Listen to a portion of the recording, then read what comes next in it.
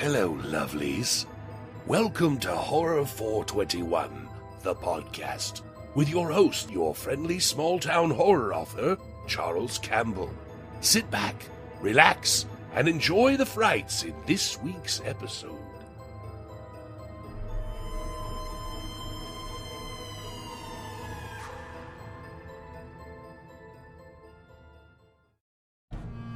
This episode of Horror 421, the podcast, is brought to you by Terror Tour. Music is a killer. Virginia Morgan is the lead singer of a band called the Valley Rats. They have embarked on a regional tour. There is excitement in the air, but there's also something else. One by one, members of the band receive ominous letters at each stop. At first, they think it is a harmless prank staged by a fan. Soon, they learn it is something much more sinister. The band will have to come together to play the show of their lives if there is any hope that they can survive. The Terror Tour. Terror Tour can be found at valleyboypublications.com by clicking on the Shop tab. Hello, everyone. Welcome to another episode of Horror 421, the podcast. I am your host, small-town horror author, Charles Campbell, and today I have an awesome guest. He's a friend of the show. He's a friend of mine. His name is Henrique Couto. Henrique, introduce yourself. Well, hello. I am indeed that person that you are that you are saying so many nice things about, and I appreciate it very much.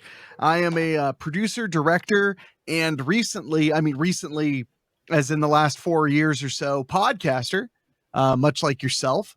I do a show called Weekly Spooky, which hopefully people who are listening to this are familiar with it just because your writing has been a massive part of the show for the last about 2 years somewhere between 2 and 3.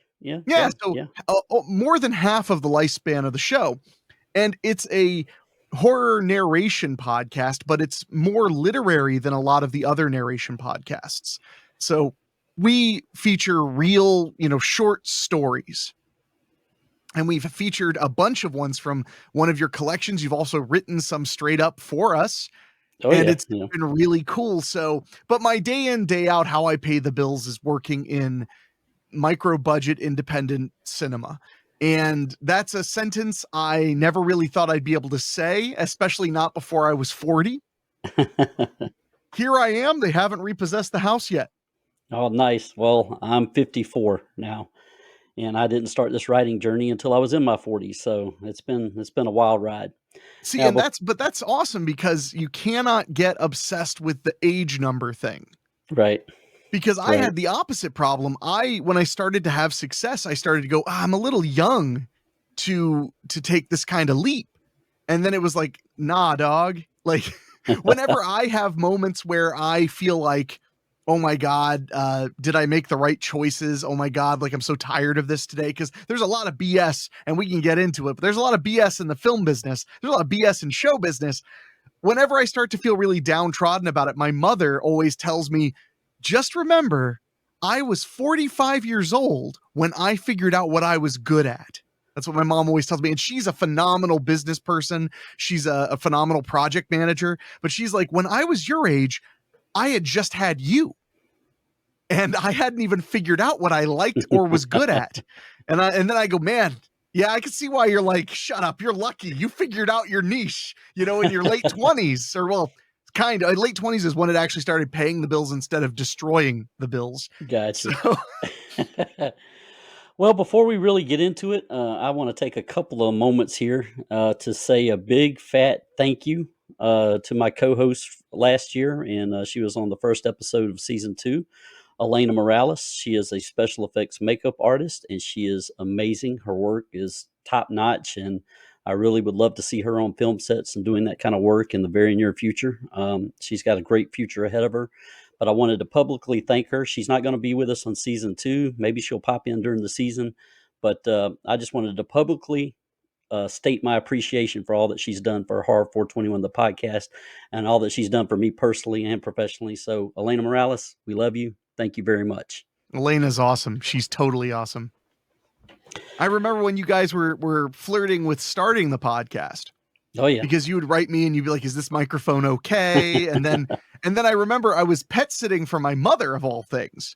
And you were like, is there any way we could do a call? We just wanted to get some advice and stuff like that. Right. So I had a video call with you and Elena, which was oftentimes, conferences are a waste of time. That was not a waste of time because you remember I pointed out to you a mistake that people make all the time when they're recording on their computers for the first time, or even when they've recorded on their computers for hundreds of times, which is you were talking and I was like, tap your microphone. And you tapped it and it did, and we didn't hear the thud, thud, thud. And I was like, your microphone's not on, it's your computer microphone, because it'll default to it.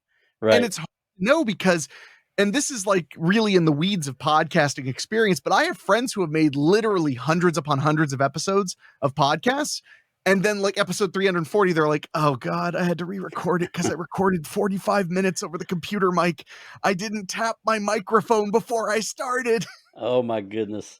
Well, I was at Days of the Dead in Atlanta a couple months ago. It's been a few weeks now.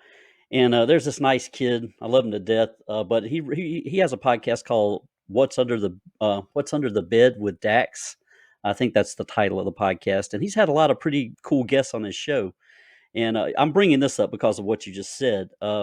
He interviewed, I can't remember the horror celebrity's name. I'm 54. I can't remember all these things. But he walked over with his grandmother and his father, and they walked over and they interviewed the guy. I'm sorry, I can't remember who the guy is.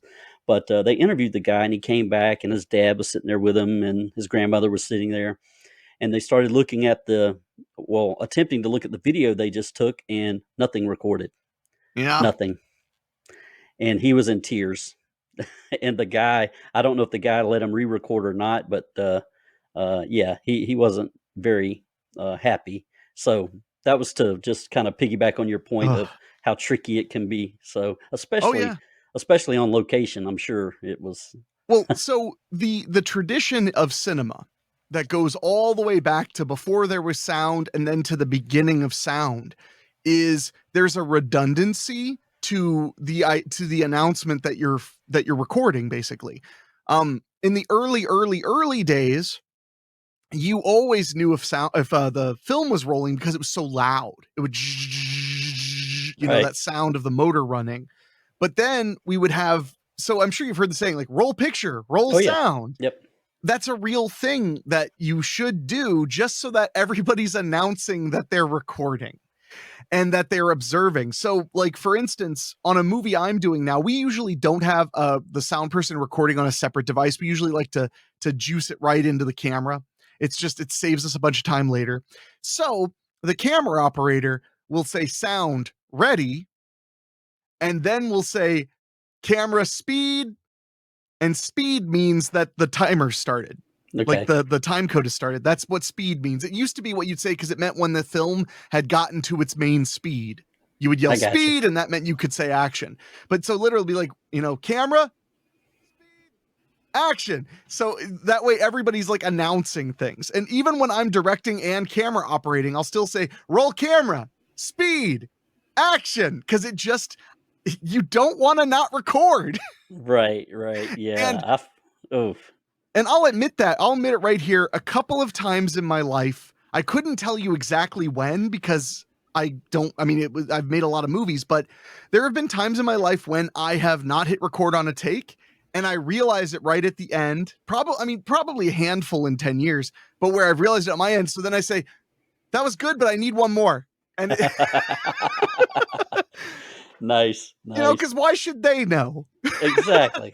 They being literally anyone. Yeah. Well, I felt bad for the kid, so I hope that whoever it was let him re-record, but he recorded like 45 minutes, and then woof. Yeah. So he was pretty upset. But anyway, I want to talk about some of the things you have going on now, and I'm going to hold up this DVD case, and I want you to talk about this series you produced. I did purchase the DVD, and I know it's streaming somewhere. I want you to share with the audience where they can find it or where they can purchase this DVD. But Henrique has produced a new series called Found Footage. And I must say, the stories are very diverse and unique, and I enjoyed all of them. And one lesson that I did learn from watching this and Devil's Trail is never, ever, ever, ever Never. Go camping with Henrik ever. Yes. So, yeah, because I've been in 2 found footage movies where my character goes camping, and boy, does it not go well for anyone, including myself. So yeah, that's Found Footage, the series, which is now available on Tubi TV, which is a phenomenal place to watch lots of independent movies and TV shows. And it's my first narrative television series as a producer on my own. I had done Boggy Creek, the series, which I produced and directed with Fred Olin Ray as the show creator and executive producer. And that was a really awesome experience, if only because Fred Olin Ray is a hero of mine. Right. And it was just wild to get to work with him after, admiring his work for so long. So we were putting together this TV show during the pandemic because I had another movie I wanted to film, but we couldn't. And I had joked that the only way that if we didn't put the movie on hold, the only way the movie would happen is if the whole movie took place on like webcams. That was my joke because the movie, it was Babysitter Massacre 2. And right. It was like, that's not supposed to be that way. That's why we had to wait. So, but then all of a sudden I was like, wait, Found Footage has an incredibly low investment to enter. You don't have to have great cameras. Every filmmaker I talked to who was newer, and a lot of the filmmakers were newer filmmakers, were like, oh, but I don't have this or I don't have that. And I was like, do you have a phone? Make it on your phone. And they were like, oh, really? And I was like, yeah, tell your story. Have a great time. In fact, the show is packed with Weekly Spooky alumni too. The first episode that I directed is called Homesteaders. It was written by Shane Migliavacca. Shane has written many great stories for Weekly Spooky, and one of his stories was the first story ever told on the show. Then we had Joe Salmo, who is another Weekly Spooky original, been there since right at the beginning. He wrote and directed an episode called Endgame, which he made with some friends. Basically, an episode about playing something like Dungeons and Dragons over Zoom. Dan Wilder produced it with me. Dan Wilder's the producer of Weekly Spooky with me. He wrote and directed 2 whole episodes and wrote an episode I directed. So there were a lot of cool people. We also had Tim Castle, Andrew Shearer, Eric Whiting, all of these great talents. And that's what I've always loved about anthology television. And for those who aren't aware of exactly what anthology means in this context, it's like Tales from the Crypt, Twilight Zone. There's a new self-contained story every episode. And what I love about that is they're 25 minutes long, roughly 25, 28, right. Whatever. If you didn't love that one, don't worry. The next one is nothing like it. So maybe you will like that one. It's like Ramones songs. I don't really like this one. Well, it'll be over really soon. And then you could try another one. Low investment, high reward. So we started that during the pandemic, and there were a lot of interesting hurdles and things like that. And also it kept growing. That was the other problem. When we started it, we were like, we'll do like 4 or 5 episodes. Then it became 6. Then it became 7. And then finally it became 8. And then I announced we had to be done making the show. I was like, all right, we're done. The show is complete. It will now be published. I mean, there may be a season 2. I was going to say that might leave season 2 open. I'll tell you, Dan Wilder's chomping at the bit. He loved doing the show because Dan's a really good example of somebody who does not have the technical know-how to make a movie. It's just not his forte. He's a very talented screenwriter. But when you tell him it can all be done with your friends via Zoom or on a cell phone or what, his creativity explodes. And he ran off and made 2 very interesting episodes. He made I Had Mothman's Baby, which was actually based on a Weekly Spooky story he wrote. Yeah, I remember that. Yeah, and one of the moistest stories ever on the program. And then he did one called Mercury Screams. And Mercury Screams is so layered and fascinating to watch. It's the only episode of the whole series that I really think you need to watch like 3 times because there's so much going on. There's so many Easter eggs, so many hidden story pieces. It is really just a thick story. Well, I'll definitely go back and rewatch that for sure. Oh, I highly recommend it. It's basically supposed to be like a old recording of some kind of a interrupted PBS broadcast. And there's just piles and piles of references to the occult, references to PBS, references to music, references to movies, references to stories. It's really like incredibly intricate filmmaking. And I thought it turned out great. So Dan is dying to do another one because we kind of divided and conquered. Dan handled Joe Salmo's story. Dan handled his 2 stories, and then I handled the other 5. I directed 2 of them, and then I brought on the directors for those. So it was a really cool experience, and the response has been overall very positive, which I'm thrilled with, because I mean, we literally made a television series for the least amount of money you possibly could make a television series. And then we put it out into the world, and it landed on Tubi, which I was thrilled. That's where I had hoped it would wind up, because Tubi is such a great place. There's something so wonderful about being able to say, hey, I have a new TV series. You can watch it for free right now. Click this link. And I still I don't get a lot of money per single view, but I get paid a piece of the commercials, just like regular television, because, you know, what is old is new again. So now all of a sudden it's funny. The streamers are like, whoa, we figured out a whole new market. We're going to play ads during the movie to pay for it. And I was like, oh, you mean like television? Television. Yeah. Radio. Like that's the earliest model. So that's hilarious. That's how it came together. I've been very happy with it. Like I said, doing pretty well on Tubi. It's also me putting my toe into the water of television again. Boggy Creek was a fun experience, but I don't own that show. That's Fred and Ray's show. So, you know, he's promoting it and selling it and licensing it. I did Popcorn Fodder, which ended up on Tubi, which I did not think would end up on there, which is a movie hosting show, kind of like Elvira or Joe Bob Briggs or Sven Gulli, but where I host 8 films.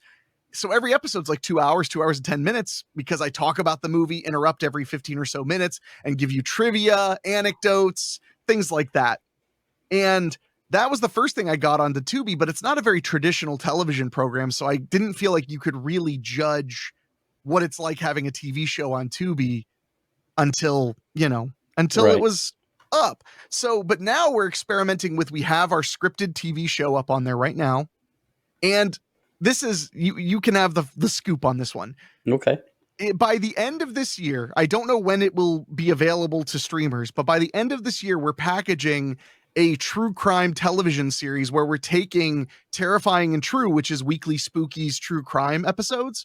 We're taking Terrifying and True, taking the narrated portion that tells the story and creating visual elements and then making wraparounds. So it's kind of like, for lack of a better term, it's like an old syndicated true crime show. Oh, nice. Like it's super low budget, super fun. We're filming these wraparound segments with me in a suit in a dark room with like fog and blue lights and stuff. It's going to be really fun.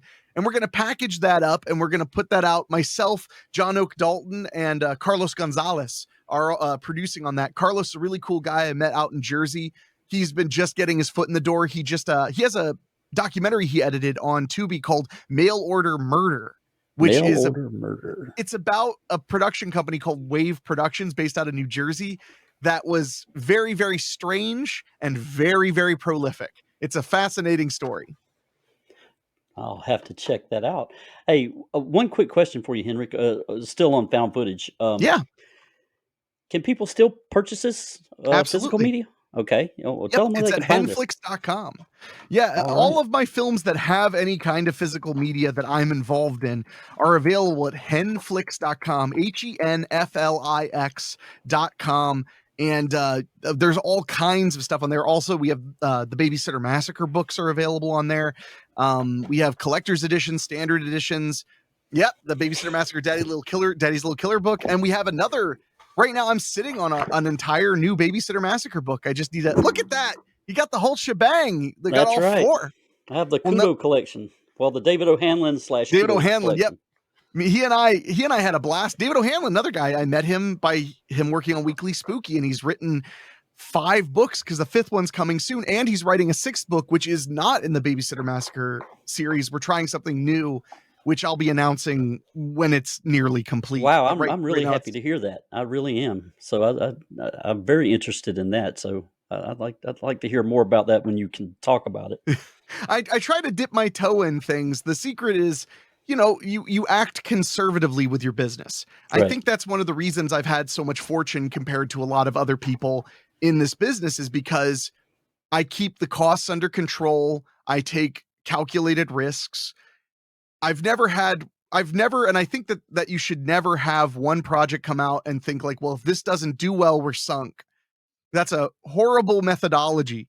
Like, I would need probably 5 losers in a row, movie wise, Right. to be sunk.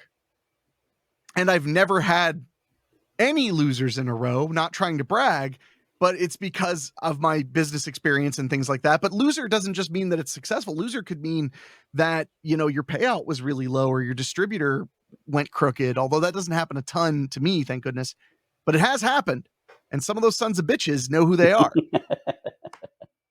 But yeah, so we're going to try a few more books is my point. And then, if so far they're just kind of a trickle of sales, and that's okay. Because the other fun thing is when we do a book, then we every now and then can release the whole audiobook on Weekly Spooky as a bonus, and everybody wins. The audiobook's already been recorded, so I get a day off. Yeah. They get like a 3.5 hour story that's really exciting, and that's it. It's just a win. Well, yeah, I was making jokes with you about Horror 421, The Road to Terror. I said, you read 3 more, my book's done.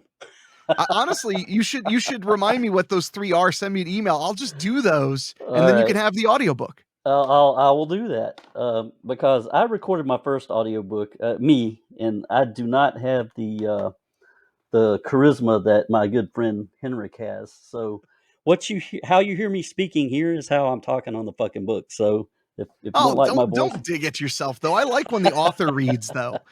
I feel like that's fun when the author reads. Yeah, I feel like fun. you either have to be like one of the best performers ever or the author for me to get really into an audiobook. Right. Well, so because I remember, what was it? I listened to Gone Girl, and they had a man and a woman do the husband and the wife's parts. Wow. Yeah. It was phenomenal. But they were like top of the line. Same thing with what was another audiobook I loved? It was The Martian. That one had a phenomenal performance. So as long as you're not reading monotone, if you let yourself get into it, people are going to dig it. Right.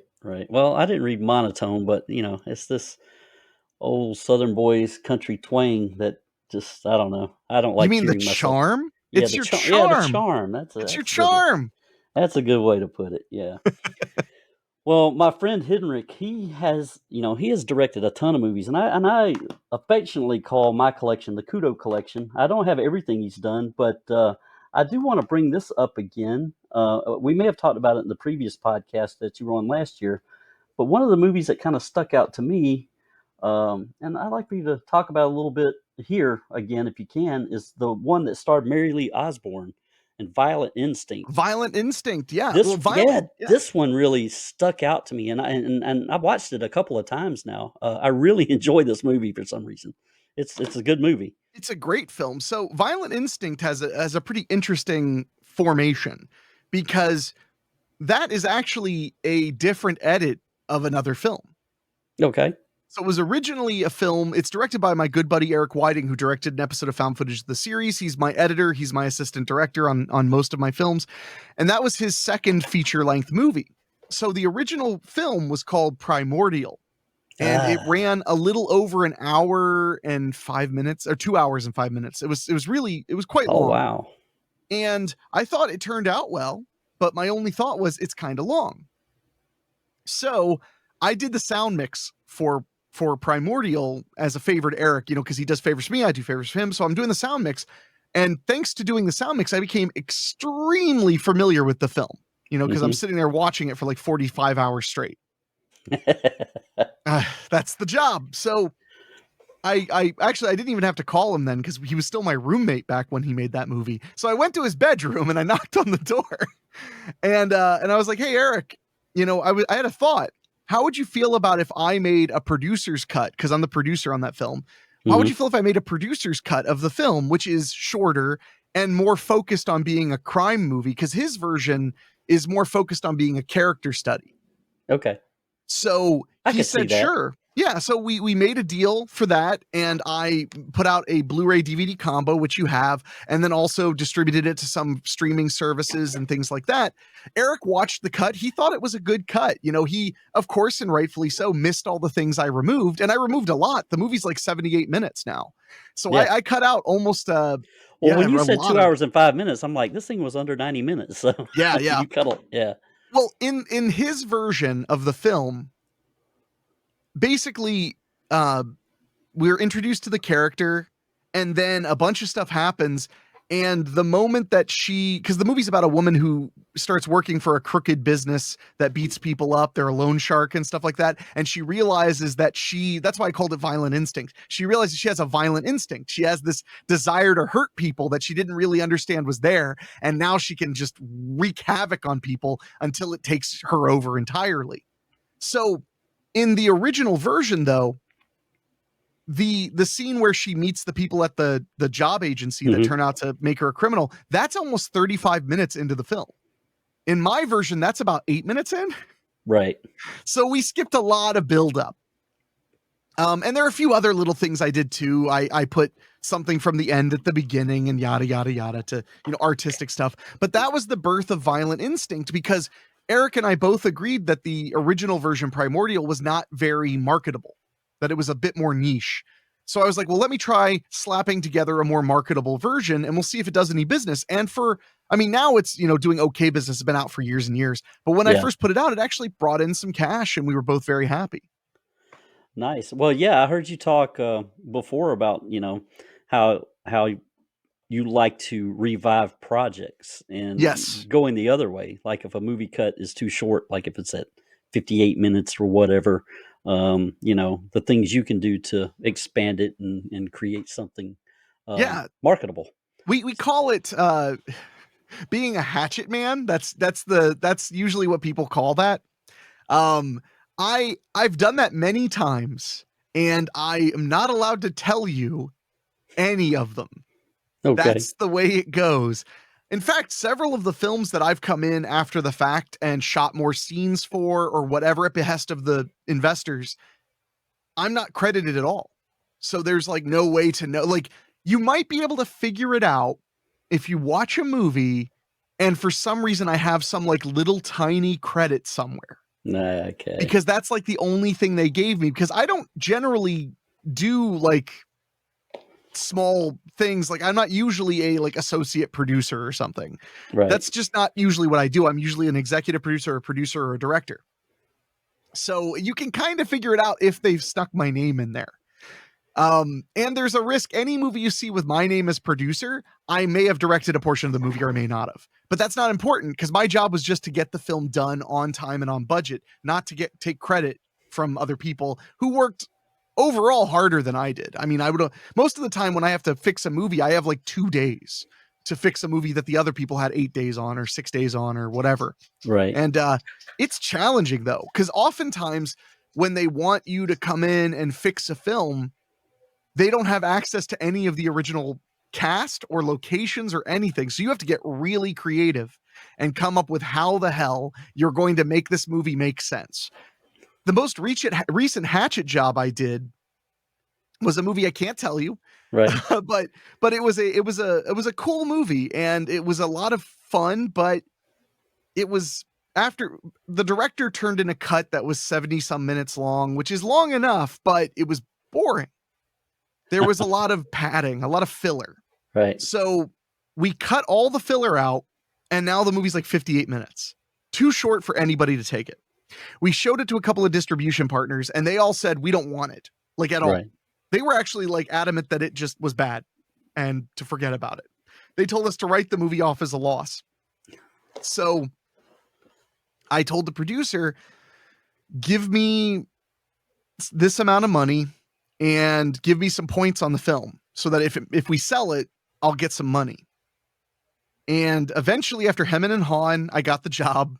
Right. And this was just because I was friends with the producer, like a buddy. And I went out and myself and Dan Wilder, we came up with a concept, wrote 35 pages. And then I went out and shot those 35 pages. We incorporated them into the film. And then the film was feature length, and then we sold it to the exact same distributor that Who told you said that no? the movie would never work. They That had to bought feel it. good. They put it out. It felt okay. It would have felt better if they'd paid more, but Oh, okay. it always feels better when they pay more. I got But you. it's tricky because I use the term hatchet man with a wink and a nod. Mhm. The idea of being a hatchet man is that you're hacking. You're being a hack. You're that's kind of the idea. But in my experience, if you want to successfully turn a movie that's too short into a feature-length movie, the secret weapon you have in your arsenal is not caring. It's caring, because nobody else cared. Like the last film that I went in and spruced up for distribution, I watched the movie and my first thought was, there is a lot to like about this movie. This movie that everybody called bad or called too short and boring or whatever. I looked at it, I was like, there's a lot to like here. Like there's some good performances, there's some good photography, there's some good cues and things like that. Right. Like, but nobody cares to fix the movie. The director didn't care to work longer hours to get more movie. It just, nobody cared. Everybody gave up. Gotcha. So then when I called my buddy Dan and I was like, hey, Dan, this is what I'm looking at. Do you want to do it with me? And he said, hell yeah. I was like, well, here's the secret, Dan. You got to watch that movie and you got to join me in loving this movie and believing that this movie is a good movie. But we have to figure out how to bring it home. And I'll tell you, one of the big problems the movie had was a lack of emotionality. Like it just kind of, things just happened one after the other. There were a few, it was more like a thriller movie, and there were a few tense moments and a few sad moments, but overall it was a little stilted. Right. So I was like, okay, we're doing 30 pages. So it was something like 25 scenes that we're going to sprinkle throughout the movie. And I was like, okay, imagine our scenes are paprika. We're trying to flavor the entire film in the direction we want it to go. So every scene we shot was like crying or yelling or screaming or about to die. It was all really intense because then, in my opinion, it brought the emotional factor way up on the film. It made the film grab you a little bit more. Right. And gave it a strength to it. And honestly, it was overall a really fun experience to do that once we figured out what we were doing at all. And I can't overstate, I mean, this is the kind of thing, there was no money behind it. We hired one actor, and there had to be a voiceover role, two voiceover roles, and they were literally my friends Rachel and Michelle. Like friends of mine. I just went like, I need you to say these things into a microphone real quick. And they were like, okay. And they did them. And I was like, thank you so much. Sign this release form. And they were like, what? I was like, I have to get this done as soon as possible. So, and it's not just necessarily about shooting more footage and cutting it in either. You have to go through the film and fix the sound. The sound's not quite right. The levels are wrong. There's noise. The music's all wrong. You got to swap it all out. You got to just spruce it up. It was like flipping a house. It was like, it needed a new coat of paint, an entirely new bathroom, an entirely new den. The kitchen, you just needed to paint it and put tile down. But some of the rooms were gutted. That's the way it was. And I'm not going to say that I look for those jobs because I don't. They find me somehow. I think it's because not a lot of people do this. Right. There are a few guys that do this. Like Fred Olin Ray has incredible stories about being called in to save a movie that was going over budget or going behind schedule, and how he would show up and everybody would be like, and he'd be like, look, we can either spend today firing those of you who don't want to work for me now, or we can spend today working. Your call. But I love those stories because the reason they called Fred was Fred had the reputation for being able to do that, for being able to fix a movie up and get it right, not cause problems, not fight with the producers. And in the end, everybody would be happy because there was a movie. Because I always say, better to have an okay movie than no movie. I wholeheartedly believe that. Very, very much. I am not a perfectionist. I love making movies. I don't love almost making movies. Right. I love when they are complete and people are watching them and I get to do it again. That's my favorite thing in the world. I've directed 17 feature films. I've produced it's about 30 now. And it's my favorite thing in the world to do. Yeah, and I've got a ton of, well, I won't say a ton, but I've got quite a few of Henrik directed and produced films, and I've barely scratched the surface. I don't have half of what you've done, but everything I've watched, I've enjoyed. And if Thank you. if I didn't, I wouldn't blow smoke. But it seems like the actors you put together, especially in the films that I've seen, you had a core group of people that genuinely liked each other. I could tell that came through, and from that, you could see how well they worked together. And we talked about some of these films in the other podcast, but last year. But a couple of the constants that I saw were Joni and John Hambrick in some of your films. Those two work really well together. It's the people you find and the way they gel. Yeah. You have a good eye for those folks, and Well, I know they're friends. and working with them, it's like a sieve. The people who are difficult or unpleasant, they don't pass through the sieve. They stay at the top, and then you're like, okay, not again though. Like that wasn't fun. So on a lot of movies, you end up with mostly people you like, because if you're watching a movie and you're like, hey, that's their fifth movie, all these people, that's their fifth movie, with Henrik, then it's like, hey, I like them. Exactly. Like Yeah. they're fun to work with. They're easy to get along with. And that's important, because anybody who's a jerk, like whenever somebody's kind of a jerk, and I've dealt with some, when you deal with a jerk on a movie, my response is always like, look, none of us are getting paid enough for you to act like this. So shape up or ship out, because most of us, including myself, are being paid in fun and experience. I remember when I first started making my movies and we had, just no money to go around. I remembered once telling an actor, like, I just wish I could pay you something. And it was an older guy named Jeff Berkman. And he looked me dead in the eye and he said, a lot of people pay good money for this much fun. That's right. And I took that to heart. That to heart. I was like, he's not wrong. And that's when I started believing in the prospect of fun is money.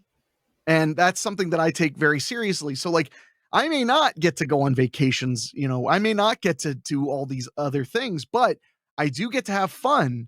And generally someday the fun pays me back. So it really depends on the movie. Sometimes it takes 2 years for the fun to pay back, Right. but the fun has to be a part of my payment to myself. Well, the last time we spoke on last year's podcast, you were working on, and I just wanted to see where you are in the process. You were Sure. working on a Western. Yes. Where are you with that project? That's actually available. Is it Yeah. on your website? No, there's no physical media. Okay. yet. Well, where can I find that? Because I've been wanting to watch that. Damn it. It's on man. Tubi. Yeah. Okay. So I did that film. It's called Jesse James Unchained. I did that film for ITN Distribution, who is a great partner, and we've done a lot of projects together. They hired me to make that film, and it was actually, they were the best, because they hired me to make that movie right after COVID was kind of easing off, like in the beginning of 2021. As things were easing off, they hired me to make that movie. And literally, sounds so silly, I didn't want to take the job because I was trying to get Babysitter Massacre 2 off the ground, and we were having a really hard time. We lost a lot of cast members and stuff. They like aren't available. They moved away or whatever. Right. They didn't die or anything. They just no, thank goodness. But a lot of trouble had come up. I ended up having to just do a page 1 rewrite of the script so that I felt confident in the changes. But that's a whole other conversation. But so I didn't want to take the job, but the truth is, after 2020, I was dead broke. Yeah. And I desperately needed the work. So how the fuck did I miss this? I'm watching that tonight. it came out somewhat quietly. I don't have any control over that. Yeah. So, okay. So it came out, and now people can watch it. It's on Tubi. It's on Amazon to rent if you don't want commercials. It turned out really nice. Stars John Hambrick, stars Rachel Rodolphe. It turned out really good, but unfortunately, the challenge of that film was we shot 2 days of it, and then we had to shut down because there was a COVID outbreak to half the crew, not from our set, but just in general.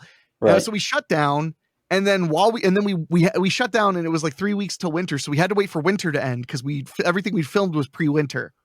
So while we were waiting for everything to wrap up, I caught COVID, and got very, very ill. And then I got long COVID and I was sick for about 7 months. Yeah, I do remember that. I Yeah. remember when you were out with that.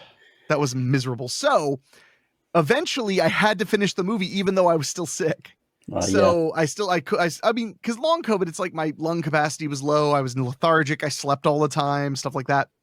Luckily, Rachel Rodolphe was the producer on it, and she was able to get me through it. I mean, straight up, she's the reason that movie got done. She was the one that would look at me and be like, go sit in your chair. And I'd be like, well, but I'm over here doing this. And she's like, go sit in your chair. I need you to work till 5. You can't go wasting your energy. She was the one that kept everything in line and kept everything moving, because I only had the energy to run that camera and direct the actors. Yeah. I didn't have the energy. Usually I do all kinds of ridiculous stuff. I remember the weirdest thing about being sick while we made that movie was everybody unloading the production vehicles except me. That was the weirdest thing ever. I've never not put my hands on stuff in the production vehicles and pulled it out. But I went to do it, and Rachel was like, you go sit and look at the scenes that you're going to be doing. Like, that's what you need to do right now. And I was like, but I can help with it. She's like, no, because you're going to get tired. You're going to be really tired by 4 p.m. and you still got another hour to go. And I don't know Rachel personally, obviously not like you do, obviously, or at all. I don't know her personally at all, but she seems like a fantastic individual. Yes, she is. Why don't you talk about her a little bit? Because she's produced some of the things you've done, and she was great in the found footage as your. Did she play your wife? I can't remember. Yeah, it was a wife. We were newlyweds. Yeah, newlyweds. That's right.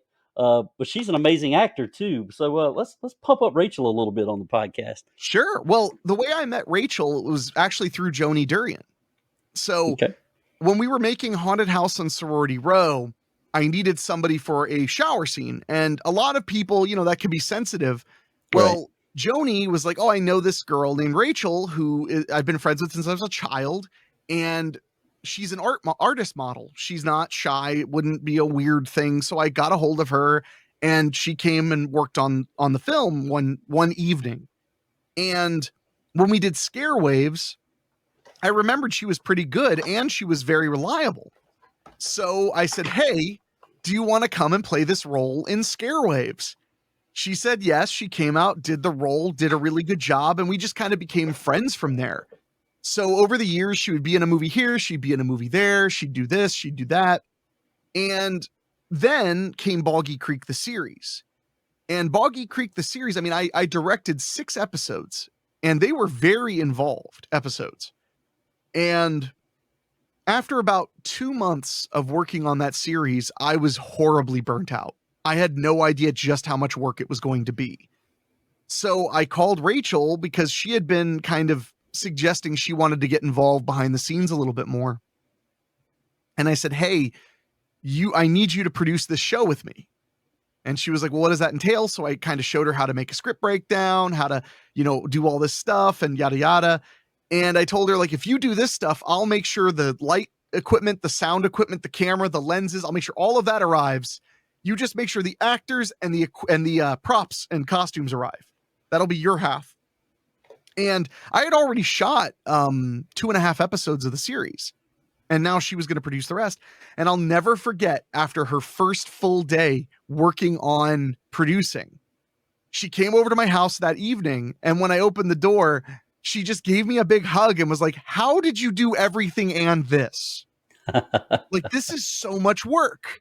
And I was like, I know. So she produced the final few episodes of the series. They went incredibly smoothly. And from there, I really can't imagine, if I'm making a film in Dayton, I can't imagine not having her produce, because she's very good. She's very organized. She's pretty detail oriented. And that's saying something for me, because I have the greatest superpower of any filmmaker, and that is an under-medicated anxiety disorder. That's what allows me to focus on all of the things I focus on at the same time. It's a superpower. And so when I praise her, that's pretty good. Like, I remember, I think it was our first or second day that we shot that she had produced.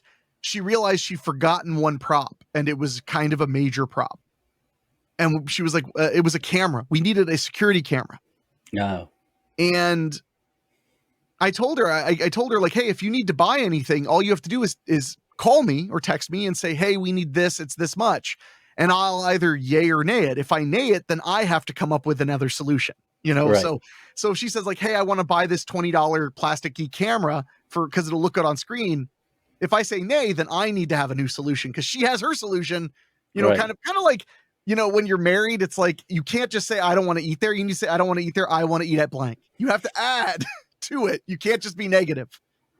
Well, she had forgotten that prop and she was all beating herself up and she was upset. And I was a little mad too, because it's like, the next day, it's tomorrow. And then I dug around the house and eventually I actually found an old, like beat up, crappy, secure, like nanny cam that I had for when I first got my dog that I used to use to watch her before I realized that was stupid. She just lays in her cage and relaxes. So I found that. And since it only had to be a prop, we didn't need the power cord, which I had no idea where it was. We didn't need anything. Right. So you just need the appearance. That's it. Yeah. So I showed her that. I said, okay, we'll use this. And she was like, okay. And then I told her, I was like, don't think that I've never went through this when I was in charge. Like, it doesn't happen a lot, but I've totally had to make do at the last possible second because I missed something. I'm human. So anyway, Boggy Creek was her first big experience being on that. I believe she was considered the production manager. And then I moved her up to just being straight producer, just doing it. So she produced Jesse James Unchained. I believe that was her first feature that she was the full-on producer. And she also acted in it and she did a great job. That film, we made that when COVID was still kind of going. So every person who was behind the camera was in front of the camera. That's why there were some actors you'd never seen before, because it was like, we're all together. Everybody who's here has to be in front of the camera at least once because we wanted as few people as possible to be around. Right. Yeah, I'm definitely going to check that out tonight. I would have watched it a long time ago, but I was just being stupid. I didn't know it was out. It's only been there for maybe 2 months. Okay, cool. So not that long. I'll check it out tonight for sure. Well, big shout out to Rachel. You're awesome. Yes. No, she really is. She is a boss. And no, I believe it. And she's a good actor on top of everything else. So she really is. And that's always the fun part is, it's definitely the way it is when you're acting and then also working crew on something. There's that moment of relief when your scenes are done and you can go like put on tennis shoes and just be the crew person, not have to have your makeup ready or whatever. Rachel's also our makeup artist on pretty much everything. Oh, wow. So not an effects makeup artist. She does like, right. Yeah, hides the scabies and all that good stuff, Well, I want to shift gears a little bit and Sure. I want to bring it back to Weekly Spooky, but I want to tell you something. We have something in common with a fella who did your Weekly Spooky theme. I want to talk about Ray Mattis a little bit. Oh, the man, the myth, the legend. The man, the myth, the legend. I have a new podcast coming out, by the way, called Backstage 421. It's going to be musicians only. So, Henrik, you're a musician too. I may have you on that. I would be. I don't do a lot of music these days, but I do have 2 albums out. So, I mean, there you go. I would be happy to talk about music. But Ray did the theme music for the new podcast. So shout out to Ray Mattis. And I want to hear Henrik's take on Ray and how he met him, because I got Ray's take when I had him on the podcast last year. So I want to get Henrik's take on how they met and how he formed a friendship with Ray. Ray gave me a pretty cool story. So I want to see, what Henrik's take is. Well, Ray is, he's a cool dude. I've hung out with him in person several times. I'm going to get to see him in 2 weeks at Cinema Wasteland, which I'm so amped about. And he lives in Philadelphia. I live in Dayton, Ohio. So we live about 8 hours apart. So it's not like I'm driving over for lunch. Right. But basically, Ray is the example I give to people when they say, like, how do I get to work with you in some capacity? Like, how do I do it? I always tell them the same thing. I say, well, you need to understand that I'm insanely busy, but that doesn't mean I'm too busy to work with you. It means that I'm too busy to remember that you want to work with me. So what I need from you is to just be a squeaky wheel, just send me an email every now and then. Just be like, hey man, anything cool going on? Or if you see, this is when I tell people a lot, I'm like, add me on Facebook. If you see me say like, I'm working on a movie, there's no harm in sending a quick Facebook thing and saying, hey, is there anywhere for me to do something on it? The worst I can say is, well, we're kind of all full. That's the worst you'll get. I'm never going to be mad at you for wanting to work for me. Right. That's a great compliment that you want to work for me. So Ray had sent me an email and said, if you ever need music, I would love to do music. And that was at the worst time in my entire career for him to ask that, because he wanted to score a horror movie. And that was during a period when I made almost no horror movies. I had made Calamity Jane's Revenge, and which was a Western, obviously, not a horror film, just a straight up Western. Yeah, I have the DVD case here. I'll show it to the people who are watching. So I made Calamity Jane's Revenge, and that was followed by Making Out, which was a romantic comedy. And that one already had a composer, and it was not a horror film. Although now Ray has branched out, and because he just needed to realize he can do anything. He already knew in his heart he can do friggin' anything. Yeah, he's such a musical genius. Talented. He's amazingly talented. He just delivered he just composed a score for the film I'm producing with John Oak Dalton right now, which we haven't announced yet, but we're doing it with ITN distribution. Right. And Ray's score on that is so friggin' good. And it's exactly his sweet spot, because the movie is about technology run amok. And Ray loves his like old school, and by old school, I mean like 1990s industrial techno sound. He loves that. And when I told him what the movie was like, he was like, what do you think about me kind of going KMFDM with it? And I was like, yes. So anyway, Ray he sent me an email. He's like, do you have anything to work that I could possibly work on? No. A couple months later, do you have anything to work on? Unfortunately, no. And he would like send me like a song, an MP3, and I'd listen to it. I'm like, oh, it's pretty cool. I'll try and keep it in mind, but yeah, feel free to keep bugging me, because I was telling him, bug me. Yeah. I was telling him to. So then I made Making Out again. No. Then I made Alone in the Ghost. It was not Alone in Ghost House. It was maybe it was Alone in the Ghost House. I made a found footage movie, and it did not need a score. It might have been Amityville No Escape, but it doesn't matter. It didn't need a score. So again, no. Right. But then, like magic, in late September, he sends me that email. Hey man, anything going on? And I'm literally sitting at my desk reading, or was it writing? That's what I was writing. I was literally sitting at my desk writing a horror short for Halloween. Like he sent me that email. I was literally like writing the last scene of a short film called Scary Clown. So I said, actually, I do.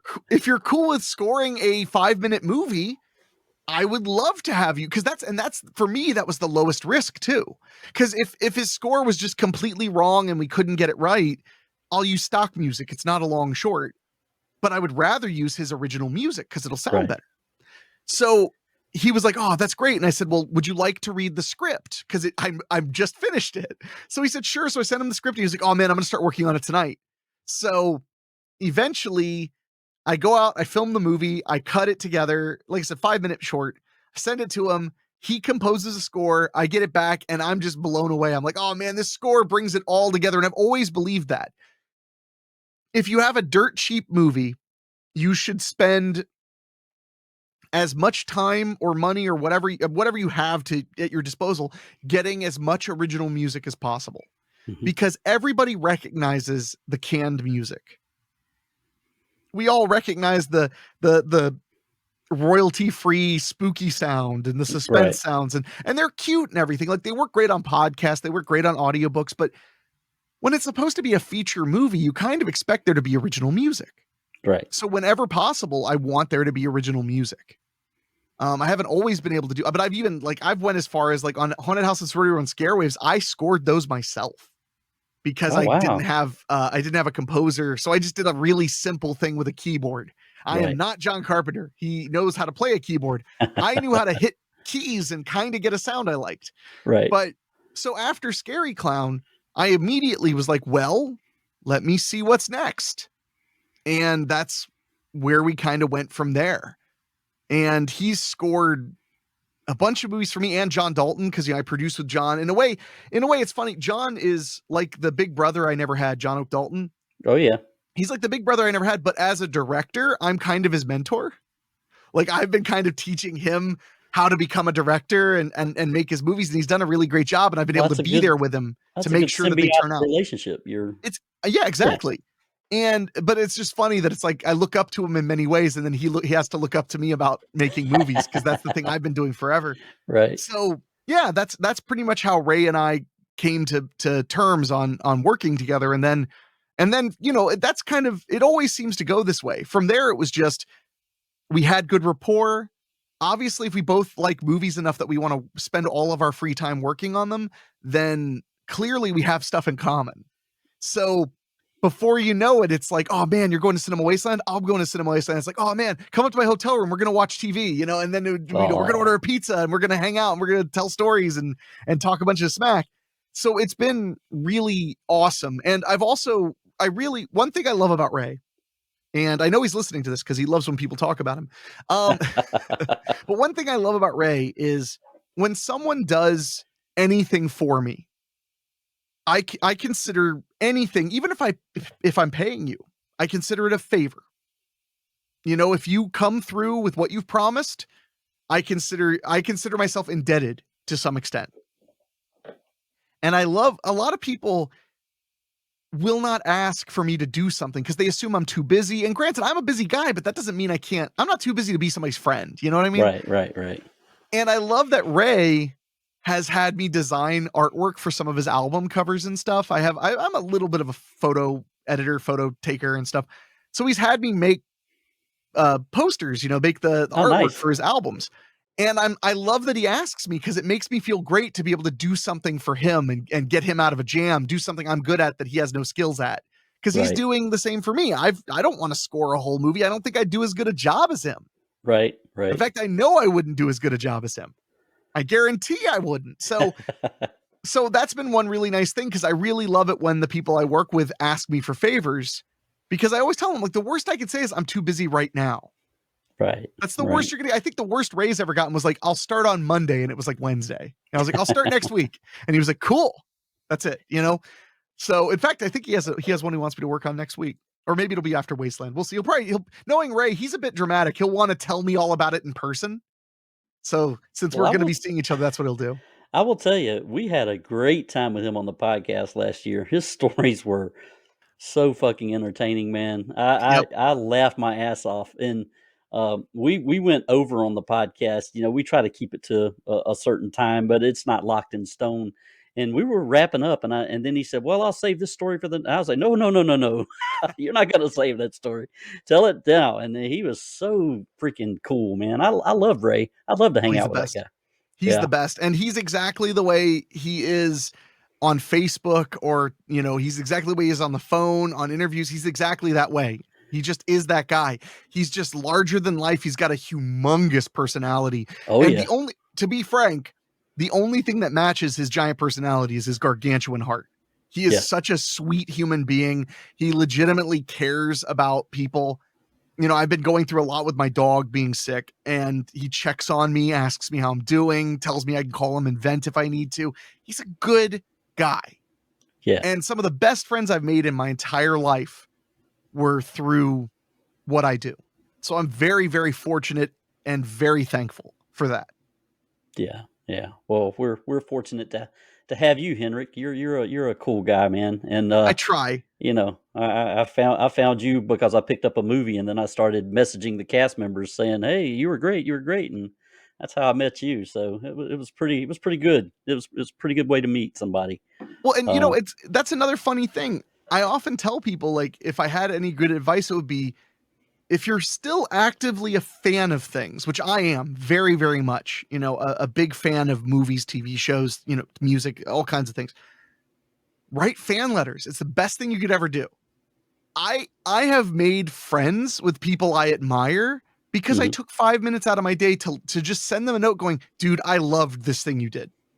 Yeah. It was really awesome. Thanks for putting it out there. Like, if I put on a random indie movie and it blows me away, the first thing I do is hop on Twitter and see if I can tweet at them like, dude, what an awesome movie. Right. And a lot of times you can, and they'll reply back. But like, I got to be on a show called Alienating the Audience. It's a podcast, highly recommended. It's hosted by a guy named Andrew Heaton, I have been a massive fan of Andrew Heaton's. He's a political commentary, social satirist, writer. He's a really funny guy. Huge fan of his. Literally, like, impossible big fan of his. I wrote him a fan letter, and he wrote me back and was just super nice. And then he was like, hey, since your name's kind of unusual, I looked it up, and looks like you make movies. Are you based in California? And I was like, no, I'm actually based in Ohio. We talked a little bit. And he was like, oh, well, do you want to come on my sci-fi podcast? Because I'm sure you have really interesting insights into science fiction movies. So he was like, just name a movie, a science fiction movie you like, and I'll watch it, and you can watch it, and then we'll talk about it. There you go. And I've gotten to be on like two episodes of it, three podcasts with him so far. And every time he emails me, he goes, would you want to do this? I'm like, yes. I am a massive fan, like, so I always tell people that, but that's a good example. Like, you like something, and you know that it's a kindness to write to somebody and be like, hey, I really liked what you did, because we all work so hard, and no matter the level or amount of work or the money you're making, you're tired at the end of the day.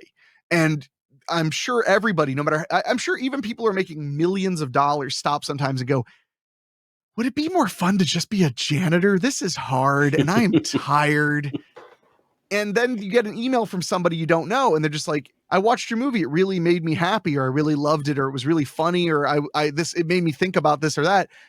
All of a sudden you're walking a little lighter, and there's a spring in your step. The air smells sweeter. It really is wonderful.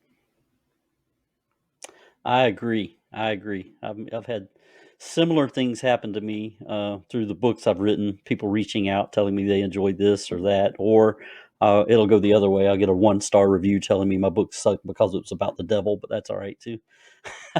Well, I mean, you got to have some books about the devil. I'll tell you right now. I had to correct her. I said, it wasn't a devil, ma'am. It was a demon. There's a difference. Get it right. The next one's about the devil. No, I'll tell you right now, you want the harshest criticisms of your life? Have a movie released on television in England. Those people, when the IMDb message boards existed, I had to just ignore the entire message board, because there was so much vitriol, so many people telling me to kill myself. Oh. On the IMDb message board, I was like, nah, I'm just never going here again. Oh my God. Yeah. So, but I mean, I've always said that when you get positive reviews, you're reaching a lot of friends and fans. When you get negative reviews, you're reaching a wide audience, because if a bunch of people give you a negative review, you're probably getting hundreds of others that didn't want to post anything. They may have liked it or not, but they definitely didn't take the time to write a review of any sort.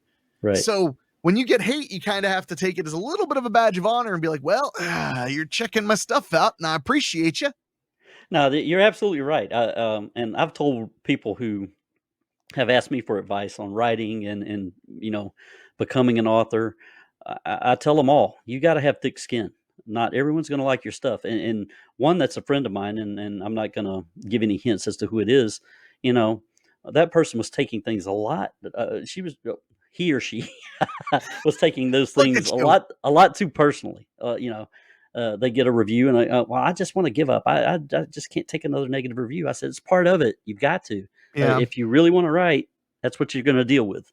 Some people are going to love it. Some people are going to hate it, but it's okay. It's like you said, they're talking about it. So yeah. Hey. And but it is hard. I mean, and it's so funny. I remember I gave a talk once at some filmmaking event, and I said, I'm sure you know that when it comes to a career in filmmaking, you really just, the negative reviews just roll off your back, and everyone's like, yeah. And then I was like, yeah, no, they, like, every one of them hurts my feelings.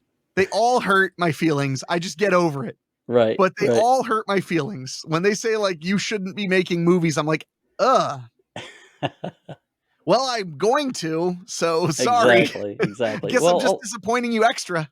Well, being a writer and a creator, it puts me in a different mind frame when I'm looking at someone else's work, because I'm looking at it through their lens. They put the work into it, like you put the work into it. You make sure the camera's where they need to be. The lighting is how it's supposed to be. The dialogue is where you want it. And, when I'm watching films, I'm thinking, these people are working. This is what they're putting out. So I'm not going to, unless it's something completely atrocious that, I don't know where the hell they came up with. There's art in pretty much everything. and the work that they put into it. So it's people's blood, sweat, tears, and passion that they put into these things. So, it's really difficult for me to poo poo anything unless it's beyond Yeah. saving. A lot of my friends say that I just like everything, because my attitude is if I don't like a movie or a TV show, I mean, unless it really dropped the ball, then I blame myself. I'm like, I need to rewatch it. I must have missed what's good about it, or I need to understand what's good about it. And they're always like, maybe it's just not good. And I'm like, yeah, but there are no bad movies. They're only bad audiences. so, so and then if after trying harder, it still doesn't click with me, then my decision is, oh, well, this is not for me. Exactly. Yeah. That's me And too. It's not my cup of tea. That's the bucket I that's a put good it way to in. look at it. Yeah. So It's not then my I cup just of kind tea. of shrug it off. But there are, I mean, don't get me wrong. There have been movies where I'm like, wow, I hate this. What a piece of crap this is. Yeah. There are Yeah. movies like that, but they're few and far between. And only my Freddy's Nightmares podcast co-host David Neuer knows all of them and reminds me of them whenever he wants to annoy me. He's like, remember when we saw that movie? And I'm like, dude, shut up. All right. I only hate like 4 movies a decade, and I don't need to be reminded of them all the time. I forget about them. So Wow. Well, Henrik, I'm at a point in the podcast today where I want to kind of give you the floor, and I want you to tell everyone where we can find your stuff, where they can find you, talk about your other podcasts, definitely talk about Weekly Spooky. As a matter of fact, sure. let's talk about that a little more. We'll Please. extend Yeah. this podcast a little longer than normal because I really want to get the word out about Weekly Spooky. Because personally, for me, Henrik's done a great job narrating my short story, so that's something I definitely want to see grow and flourish. Along with all of his other stuff. So I'm not, putting down anything else, but Weekly Spooky holds a special place for me for sure. So I'd like for Henrik to talk about that a little more and where we can find Weekly Spooky and kind of what goes into putting that together. Absolutely. Well, Weekly Spooky was, I mean, still is a labor of love. For 2.5 years of doing that show out of the almost three and a Yeah. half years it's been on, I lost money every single month paying the hosting and creating the artwork, the microphones, all of it. But I loved it Right. because I love short fiction. And there was a time period, I'm sure you remember very much because you've always been a reader, that short fiction had a home. There Hmm. were newspapers, magazines, periodicals that would publish short stories. So, and yeah, there were gatekeeping and stuff like that, which I hate, but at least you could read a short story. You could read something that was like 2,000 words, 3,000 words Right. without it being a short story collection. That's kind of the thing. I mean, like Yeah. the only way you can sell short stories really and get people to read them is to package them all together as one big book. Right. So my thought was, I want to publish a short story every week. And it'll be like Tales from the Crypt. Every single week, it'll be a new story. And every now and then we will do one that's like 4 parts or whatever, but usually they're self-contained.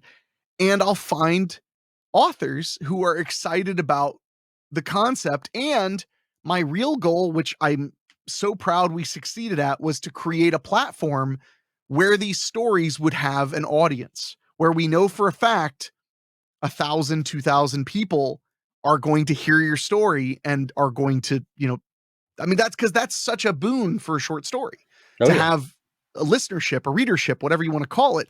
So that was kind of the beginning. That, and I just love audiobooks. I love listening to spoken word. I love talking, obviously. So that's how it was born. It was born from that, and also from Dan Wilder, my producer on Weekly Spooky. He's a writer. He writes prose as well as screenplays and things like that. And he was like, hey, a friend of mine named Joe Salmo has a website called Penned in Blood. And that's where it all started. Was we had a deal with Joe that we could use any stories from pennedinblood.com on Weekly Spooky. So that gave us access to, like, I don't know, 40 stories off the bat. So we had tons of stories to start with. So then we would start fishing for new ones and finding the authors and bringing people on. And I mean, you're one of the people that we talk to. We have a Facebook group just for the people who write on Weekly Spooky. And every now and then I'll post, I'm like, a vampire story would be cool. Anybody want to write a vampire story? And usually somebody will be like, I do. And then we'll be like, okay, write a vampire story, please. And then in 2 weeks, I have a vampire story. So, and it's honestly, I can't believe that we're at like 184 episodes of Wow. the show, and I can't believe that I've never not had a story to read on for Wednesday. We've come close. There have been a couple of times where literally I had no story to read and the story arrived Tuesday morning and I recorded it and then it published the next day. We've cut it that close a few times Oh, and it was wow. nerve-wracking, but we've always been able to have a story come out. So that's the thing I'm most proud of, is that a lot of people have told me that, like, Rob Fields is a really good example. Rob writes, he's one of the most prolific writers on Weekly Spooky. I have like 9 stories from Rob that aren't even published yet. He just cranks them out, man. And Rob, I asked him if he wanted to write for Weekly Spooky because I remembered back when I first met him, he had written a small book, like a small novel. Mm-hmm. And I wrote him, I was like, hey, do you write anymore? And he was like, not really. And I was like, well, would you like to write for Weekly Spooky? He was already a listener. And he was like, sure, I could try if you think I'd be good at it. So I let him, and he was. And now this is the most prolific period of writing in his life. Well, spoiler alert, he's part of the Couto clique. He's going to be on an episode of Horror 421, the podcast, just Good. so you know. That's great. Good. Rob's a great dude, and Rob is an odd dude. So he's very fun to talk to. Well, I'm looking forward to it because I do enjoy his stories on Weekly Spooky.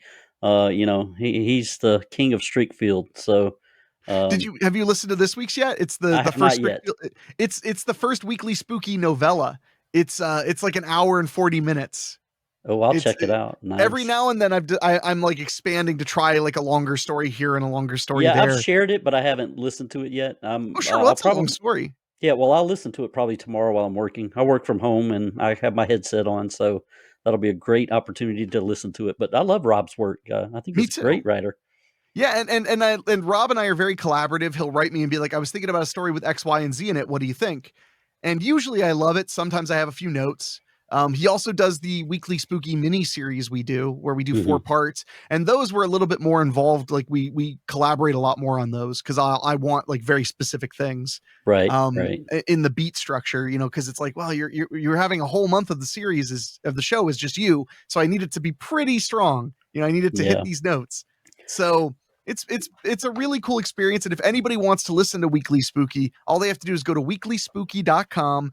Or just search Weekly Spooky on your favorite podcasting app, which you're probably on right now. Awesome. Well, the other place you can find Henrik is at henflix.com. And what's the other website? Incrediblyhandsome.com? That's right? It. Incrediblyhandsome.com, my official website. No one's surprised. Awesome. Well, I'm going to put all the links down below so you guys can find Henrik's work.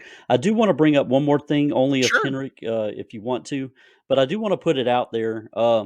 Henrik is I consider him a great friend at this point, and I do want to bring up that he has a kid in effect. His name is Chicano, and he is Henrik's pooch, and his pooch is going through a battle right now. And we've been trying to drum up some support for Henrik, and his dog has had cancer, and he's going through chemo treatments right now.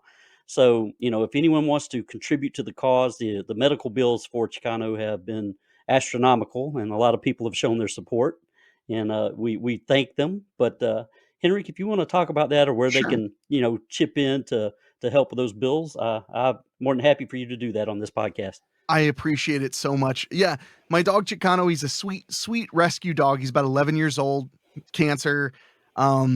He's actually, we can't say he's in remission, but he's pretty much in remission. He has one more chemotherapy treatment, so chemo's gone really well for him. Awesome. But yeah, all in all, it's been over $8,500 in veterinary bills. It's just a lot of money. Oh yeah. But thanks to all of the kind people who support my work and our friends and our fans and the people that love Weekly Spooky, we've raised just over. See, you brought up a sick dog, and now your dog is like, I want to get in on this action. I want some of this cash money. Yeah. But we've raised over $4,000 so far. So we've raised almost half of it. And if you want to help, you just go to helpchicano.com. That's HELPCHIANO. Helpchicano.com. Anything helps. He's going to get his treatment no matter what. because I'm putting it all on credit cards. All you're really doing is alleviating my burden so that I can focus on just hanging out with my boy. And I can't tell you what it means to me to have nearly half the bills just taken care of. It's really it's moved me a lot. And that was after last year where I had to spend $3,000 on surgeries for him. So it's been a wild ride, and I appreciate you bringing it up and wanting me to mention it, because I do appreciate any help I can get. All right. Well, Henry, we love you, and we're want to show everyone support. So we appreciate you. I appreciate you, my man. All right, guys. Well, you can find me, Charles Campbell, author. I'm on Instagram. I'm on Facebook. You can find Horror 421, the podcast, on Facebook. I do have a new podcast launching in April called Backstage 421. It's musicians only. And you can find my books at valleyboypublications.com. And that will do it for this week's episode of Horror 421, the podcast. We'll have Henrik back a time or two. He may help me guest host a couple more episodes this season. Always happy to. Awesome. I appreciate it. Anyway, you guys have a great night. Have a great rest of your week, and stay tuned for the next episode.